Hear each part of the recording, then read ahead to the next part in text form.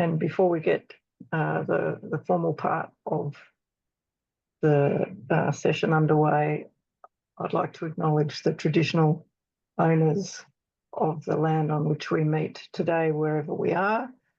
For me, I'm on Wurundjeri land, and I'd like to recognise the strength, resilience and capacity of the traditional owners and pay respect to elders past and present, and to any Aboriginal and Torres Strait Islander people with us today. So the session that we have tonight, which is the first Meet the Experts session for 2025, is on genetic counselling.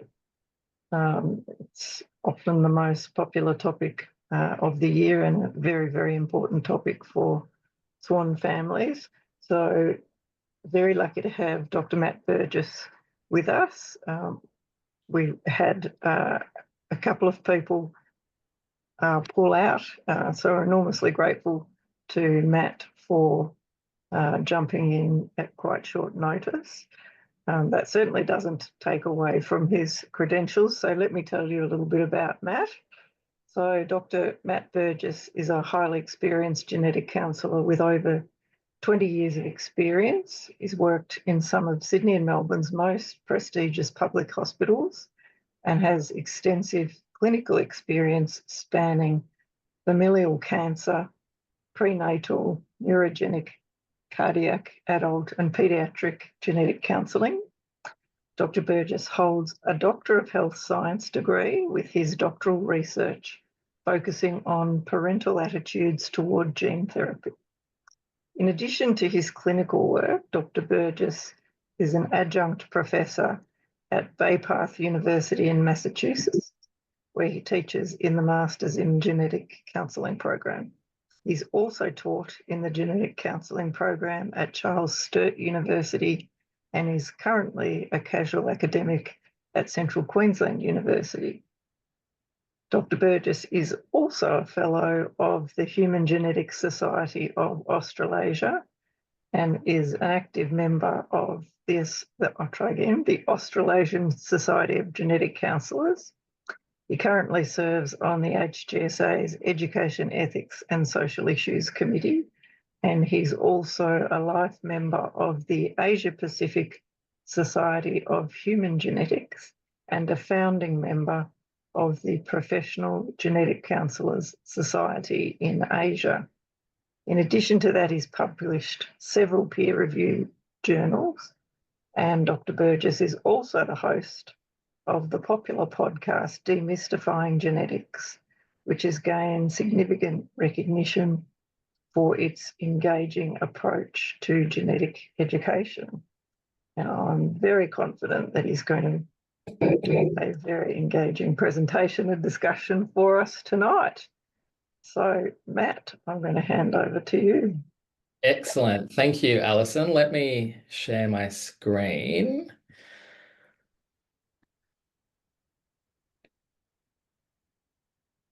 And perhaps I should just say, Matt's going to take us through a presentation with some slides, and perhaps if we hold the questions to the end, is that sound okay? Sure, yeah. I mean, I'm quite a laid-back kind of casual guy. I think it probably will work better with questions at the end, but yeah, feel free to write anything down and no silly questions. That's right. And if you would rather put the question in the chat, we can do it that way as well. Excellent. Cool. And can you see my screen? We can. Okay. Well, usually I like to introduce myself, or like sort of, so people know who I am and why I'm talking. But Alison, you gave me a lovely introduction there, so I won't go into that too much more, except I really love to show my dog. So this is my Cavacockapoo. I'm not quite sure how to say that in Australian yet, but he's American, and his name is Banjo. And luckily he is not being loud at the moment. Okay, so genetic counselling. Who provides genetic counselling? I asked ChatGPT, the AI tool, to show a picture of a typical genetic counsellor, and this is the picture that it provided. I'm not sure that that's what a typical genetic counsellor looks like. I think most genetic counsellors are female, but I liked that it was an empathic looking male. But there are actually quite a few different professionals that offer genetic counselling, whether they're genetic counsellors or doctors or nurses. But really, if you go and see a general practitioner and they order a genetic test and they talk to you about it, that process is actually really genetic counselling. But there are specially trained experts in genetic counselling that are called genetic counsellors. So I'm a genetic counsellor.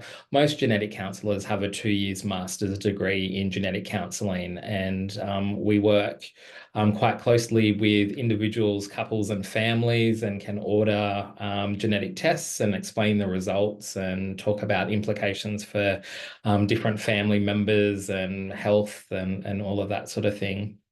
Now, genetic counselors work quite closely with genetics doctors, and they're called clinical geneticists. So a clinical geneticist is a medical doctor.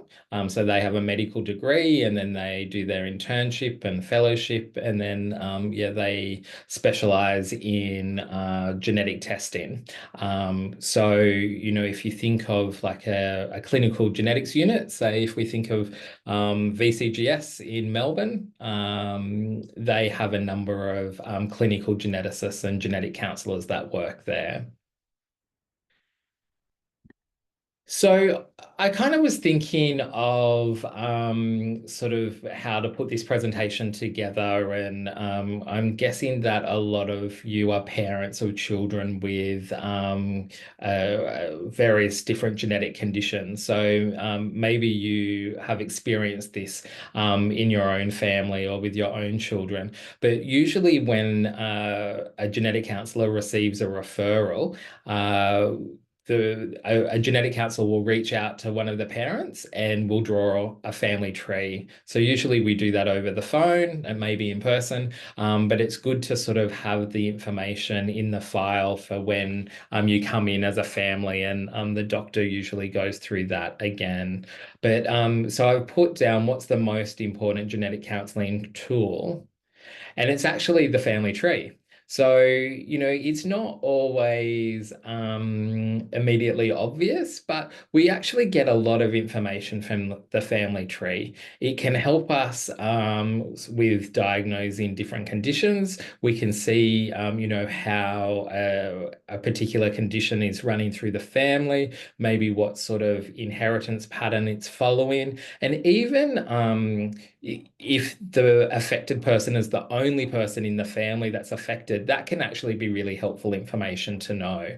So we actually get a lot of information from the family tree, and that's a really important piece of medical information that stays in the file. And if we're working with families over many months or years, the family tree changes. So we can sort of update the family tree as more information is known. So when a child maybe has some developmental delay, or maybe it becomes obvious that there's an intellectual disability, or there's maybe a physical problem, uh, usually that the parents have concerns or worries. They go and see their GP. The GP usually refers them to a pediatrician, and usually a pediatrician will order 2 genetic tests. And the first one is a chromosome test, and then the second one is Fragile X.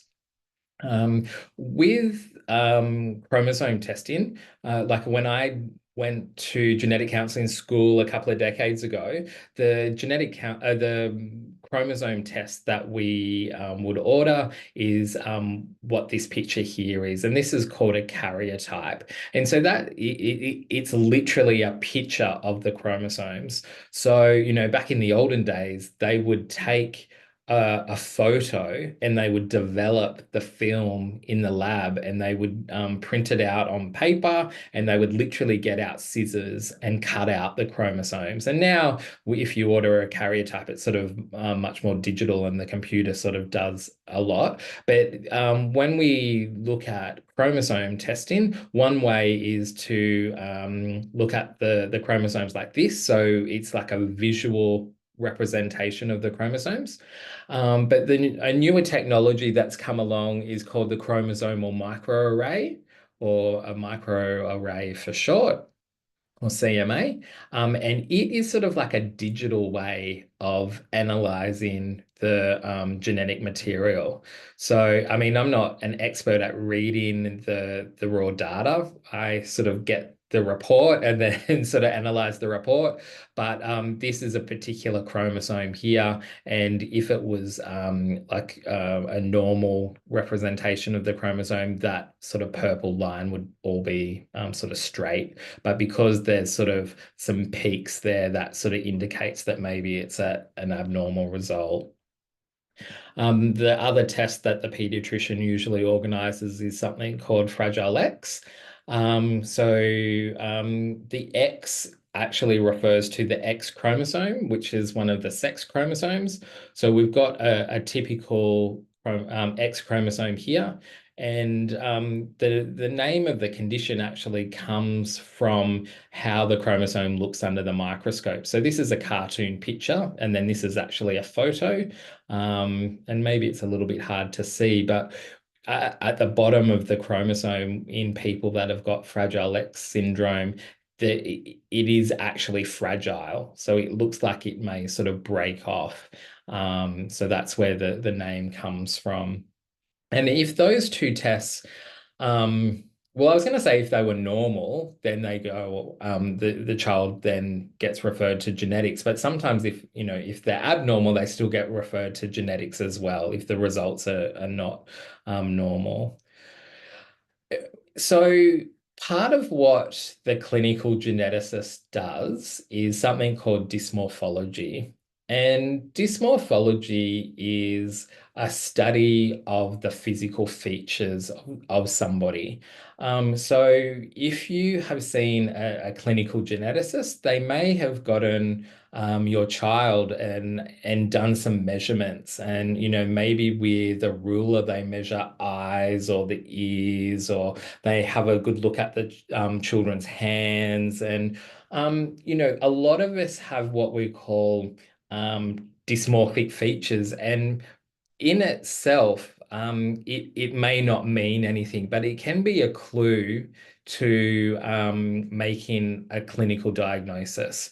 So I know for myself, if you look at my hands, I mean, you can't see it over Zoom, but in person, I have a little bend on the end of my pinky fingers on both hands. So as a dysmorphologist, the doctors would say that's bilateral fifth finger clinodactyly. And that's sort of like a fancy medical way of just saying that on both of my hands, the end of my little finger, it has a little bend or a kink. So for me, that doesn't have any sort of implications for my health or my well-being. But sometimes these little clues can sort of add together to help make a diagnosis. And particular genetic conditions have a particular sort of look.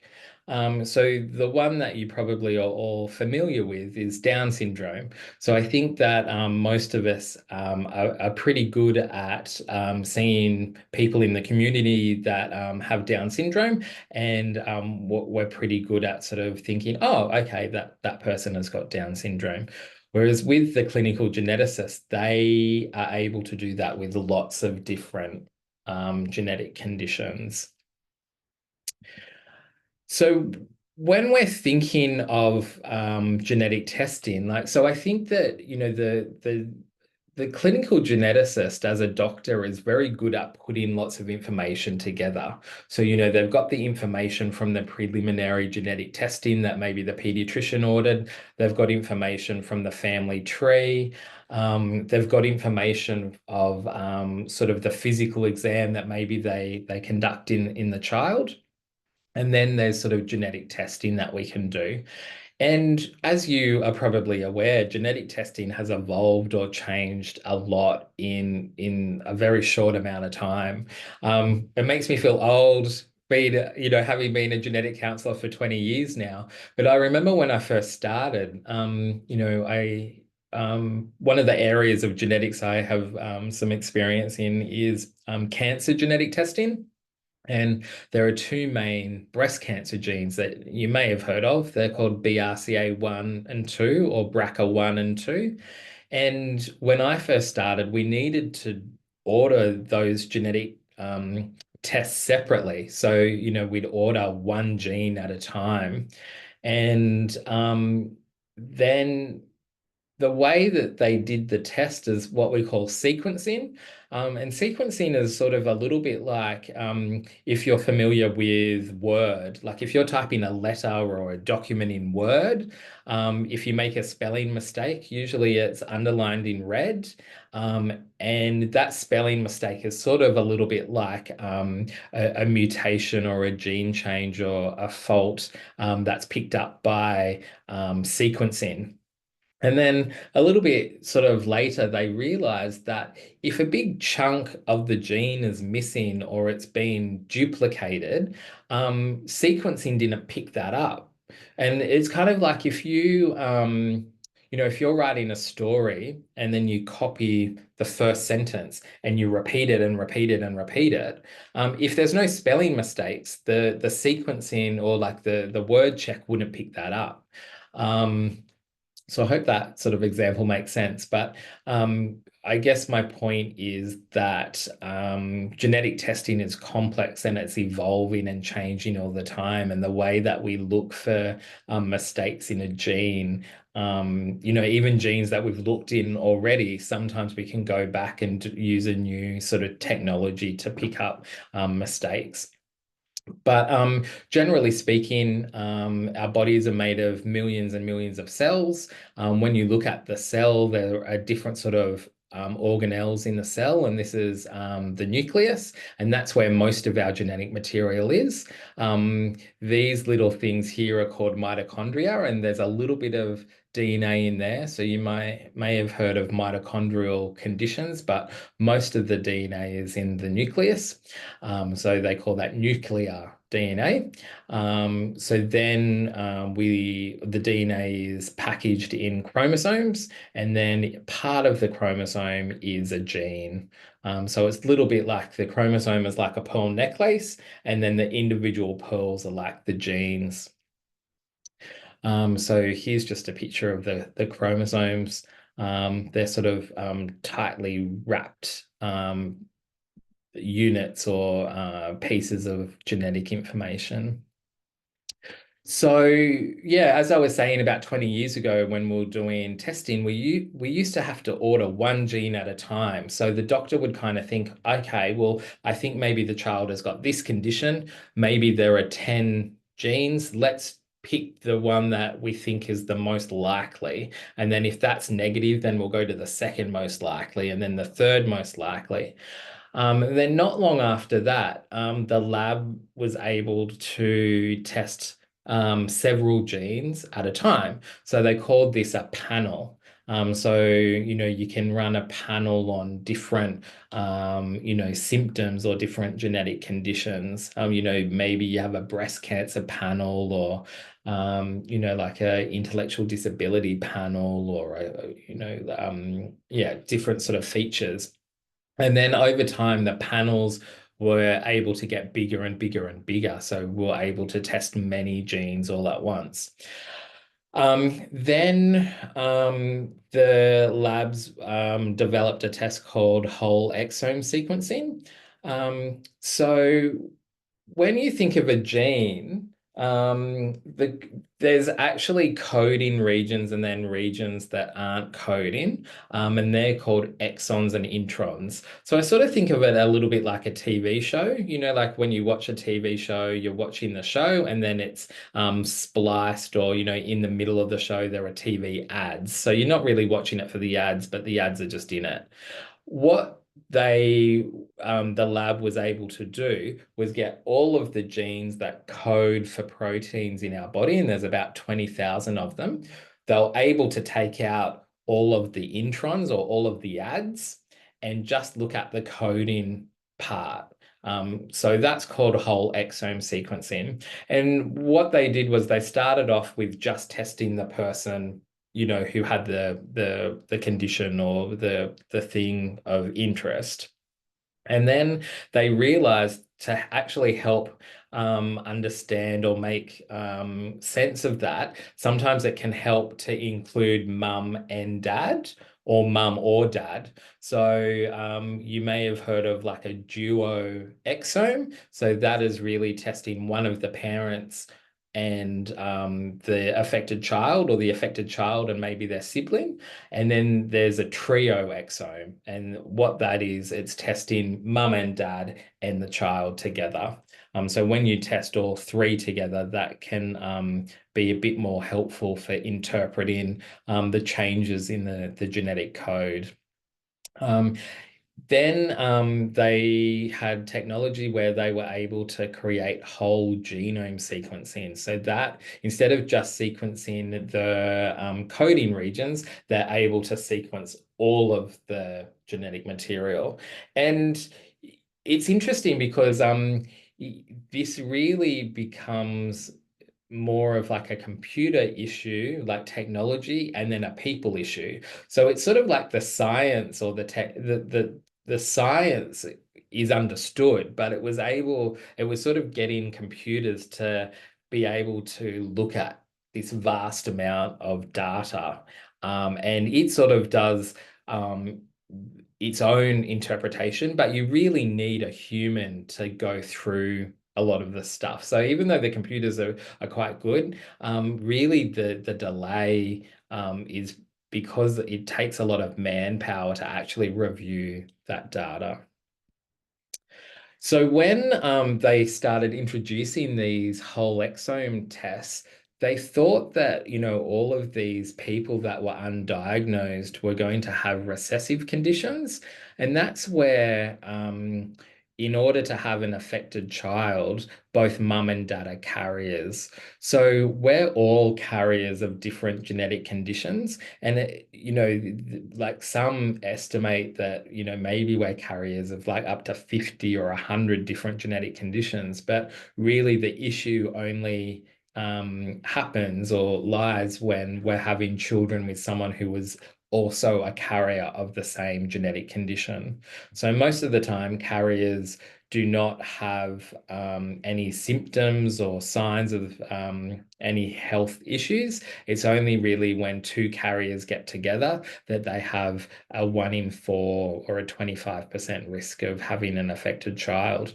But what was interesting was a lot of the children with these genetic conditions actually had dominant conditions, and the mutation or the fault or the gene change just happened by chance in the egg or the sperm that went to make that child. Yeah, so I guess that's sort of an interesting thing that we're still constantly learning in genetics. I think Alison and Maya asked me to mention turnaround times.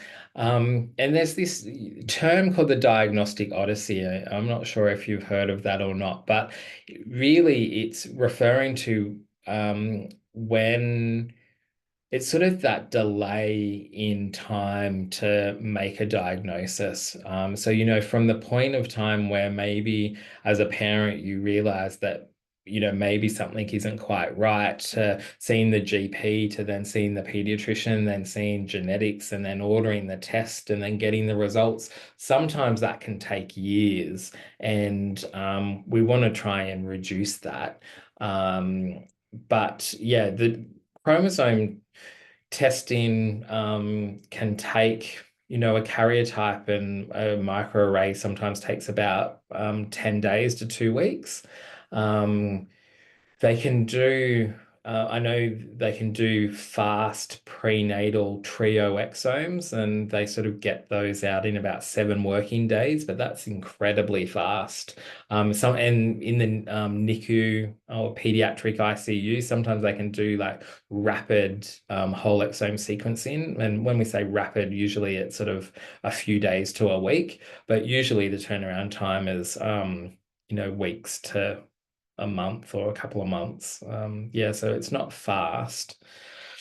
The other thing I sort of wanted to mention is the importance of review meetings. So when a clinical geneticist sees a child, and if they order testing and nothing is found, they may recommend having a review appointment in a couple of years' time. And I think it's not always obvious why that is. I mean, maybe it is. It's, when the doctors are trying to make a diagnosis. But, my first point is the clinical geneticists are getting older and wiser. So, like everything, with more experience and time and seeing more patients, hopefully they're getting better. But they also go to dysmorphology meetings. So the clinical geneticists usually meet up, and they present cases that maybe have been tricky for them, and sometimes they show photos, or they share like clinical information or clinical data, and someone else in the room may say, "Oh, have you thought of this condition, or have you tried testing, or that looks like my patient who had this condition." So sometimes, they may see your child, and then 2 years later they go to a dysmorphology meeting, and then they think, "Oh, I remember that child." And so that can be important. The other thing is genetic testing is constantly improving. We It wasn't that long ago that they realized that there were mistakes in the introns with splicing, where they sort of in our bodies, the genetic mechanisms can take out those ads or take out the introns, but sometimes there can be a mistake there. And really, the type of technology we need to pick that up is RNA testing, not DNA testing. So there's many examples like that. So testing is constantly changing and evolving. So just quickly to finish up, I thought I would talk a little bit about prenatal testing. So when a gene change is found, it means that we're able to use that information for family planning. So sometimes couples or families would like to know if they're pregnant with an affected child, because they would like to end the pregnancy.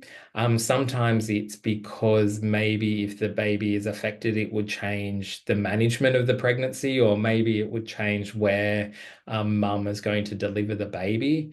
Part of my doctorate was in with a very rare neurogenetic condition, where there's gene therapy, and like gene therapy is like an amazing new sort of technology. And we know that if it's introduced early on, then we can get really, really good sort of effects. So there's many reasons for prenatal testing.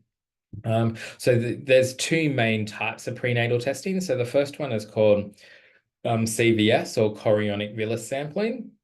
And there's two different ways of doing that, but really what the doctor will do is use an ultrasound and a needle either through the abdomen or sort of through the vagina, and to get some of the placental material. And they can do testing that way. And we can do this test from about 11 to 14 weeks of pregnancy. Then the next test is called an amnio, or amniocentesis. And this test can be done from about 16 weeks onwards. And they can get some of the amniotic fluid and send that off to testing for testing. And there's some of the baby's cells are in there in that fluid. There's another, I think this is my last slide. There's another technique that they can use called pre-implantation genetic diagnosis, or PGD, or sometimes it's called pre-implantation genetic testing, or PGT. So what they can do is give mum some medication to make her produce a number of eggs. They fertilize with dad's sperm. They create a number of embryos. The embryos, each embryo is tested genetically, and they're able to just implant the embryos that don't have the genetic condition. So that's a way of sort of for families to try to have a child without the condition in the family. And yeah, I have a podcast called Demystifying Genetics. So if you're interested in these type of conversations, very happy for you to listen along or to email if you have any other questions. But yeah, that was a quick sort of presentation, and happy to answer any questions that you may have.